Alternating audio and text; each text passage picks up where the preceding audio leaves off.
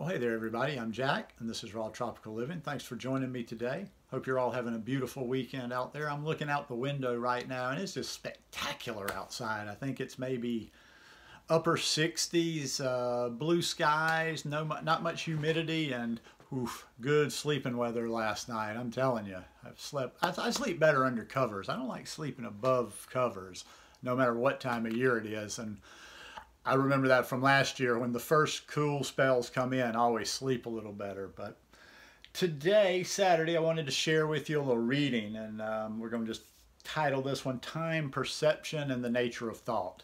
Guys, I do videos every day, so if you haven't already subscribed, please go down there and hit that subscribe button now. Then be sure you click on the little bell and check send notifications so you'll stay subscribed to the channel. I'm not sure I don't know that first name. I'm doing a little reading from Jiddu Krishnamurti. I'll say Jay instead of his full name, Jiddu Krishnamurti, on this subject. I was just reading, I don't know what, I got a new iPad about a month ago, so I was going back through some of my Kindle books, and I just started reading a little Krishnamurti this morning and thought I would share it with you.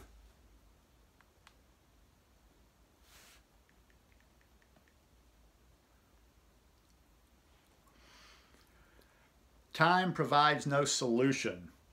All religions have maintained that time is necessary, the psychological time we are talking about.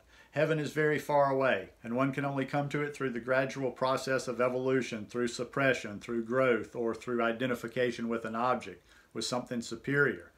Our question is whether it is possible to be free of fear immediately. Otherwise, fear breeds disorder. Psychological time invariably does breed extraordinary disorder within one. I am questioning the whole idea of evolution, not of the physical being, but of thought, which has identified itself with a particular form of existence in time. The brain has obviously evolved to come to this present stage, and it may evolve still further, expand still more. But as a human being, I have lived for 40 or 50 years in a world made up of all kinds of theories, conflicts, and concepts. In a society in which greed, envy, and competition have bred wars. I am a part of all that. To a man who is in sorrow, there is no significance in looking to time for a solution, in evolving slowly for the next 2 million years as a human being. Constituted as we are, is it possible to be free from fear and from psychological time? Physical time must exist. You can't get away from that. The question is whether psychological time can bring not only order within the individual, but also social order. We are part of society. We are not separate. Where there is order in a human being, there will inevitably be social order outwardly. A timeless state. When we were talking about time, we do not mean chronological time, time by the watch. That time exists, must exist. If you want to catch a bus, if you want to get to a train or meet an appointment tomorrow, you must have chronological time. But is there a tomorrow, psychologically, which is the time of the mind? Is there psychologically tomorrow, actually? He's getting a little deep there, isn't he? Or is the tomorrow created by thought because thought sees the impossibility of change directly, immediately, and invents this process of gradualness? I see for myself as a human being that it is terribly important to bring about a radical revolution in my way of life, thinking, feeling, and in my actions. And I say to myself, I'll take time over it. I'll be different tomorrow, or in a month's time. That is the time we are talking about, the psychological structure of time, of tomorrow, or the future, or in the time we live, and in that time we live. Time is the past, the present, and the future, not by the watch. I was yesterday, yesterday operates through today and creates the future. That's a fairly simple thing. I had an experience a year ago that left an imprint on my mind, and the present I translate according to that experience, knowledge, tradition, conditioning, and I create the tomorrow. I am caught in this circle. This is what we call living. This is what we call time. Thought, which is you, with all its memories, conditioning, ideas, hopes, despair, the utter loneliness of existence, all that is this time.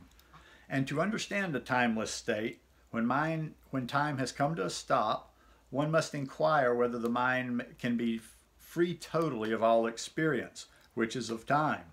Time is thought. And thought is the process of memory that creates time as yesterday, today, and tomorrow, as a thing that we use as a means of achievement, as a way of life. Time to us is extraordinarily important, life after life, one life leading to another life that is modified, then that continues. Surely, time is the very nature of thought. Thought is time. And as long as time exists as a means to something, the mind cannot go beyond itself. The quality of going beyond itself belongs to the new mind, which is free of time. Time is a factor in fear. By time, I don't mean the chronological time by the watch, second, minute, hour, day, year, but time is a psychological inward process. It is that fact that brings about fear. Time is fear, as time is thought. It does breed fear. It is time that creates frustration, conflicts, because the immediate perception of the fact, the seeing of the fact, is timeless. So, to understand fear, one must be aware of time. Time is distance, space, me, which thought creates as yesterday, today, and tomorrow, using the memory of yesterday to adjust itself to the present, and so to condition the future.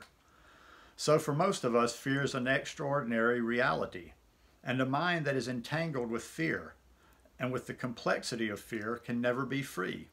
It can never understand the totality of fear without understanding the intricacies of time. They go together. The disorder that time creates.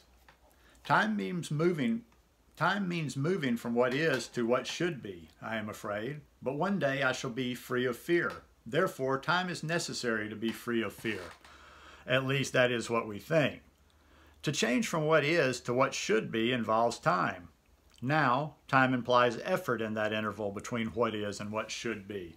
I don't like fear, and I'm going to make an effort to understand, to analyze, to dissect it, or I'm going to discover the cause of it, or I'm going to escape totally from it. All this implies effort, and effort is what we are used to. We are always in conflict between what is and what should be.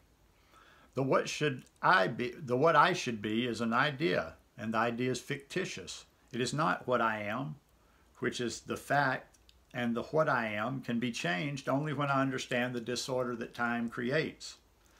So, is it possible for me to be rid of fear totally, completely, on the instant? If I allow fear to continue, I will create disorder all the time. Therefore, one sees that time is an element of disorder, not a means to be ultimately free of fear. So there is no gradual process of getting rid of fear, just as there is no gradual process of getting rid of the poison of nationalism. If you have nationalism and you say that eventually there will be brotherhood of man, in the interval there are wars, there are hatreds, there is misery. There is all this appalling division between man and man. Therefore, time is creating disorder. That's a pretty good one, pretty deep one too, right there. I enjoyed that. I haven't read much of him in a while, and hey, you may have to go back and either find that passage yourself or go back and listen to this a couple of times. It took me a couple of times of really kind of listening through it, but anyhow, just a little simple reading today. Not a lot of commentary on it. Just things that I'm reading at the time in any given moment. Hope you guys enjoyed this reading. If you like it, I'd really appreciate it if you give me a thumbs up. And I hope you have a beautiful rest of the weekend, man. Get out and do something. Do something fun. Do something with your family. Do something with your friends. But get out and enjoy the day. Seize the day. See you guys tomorrow. Peace.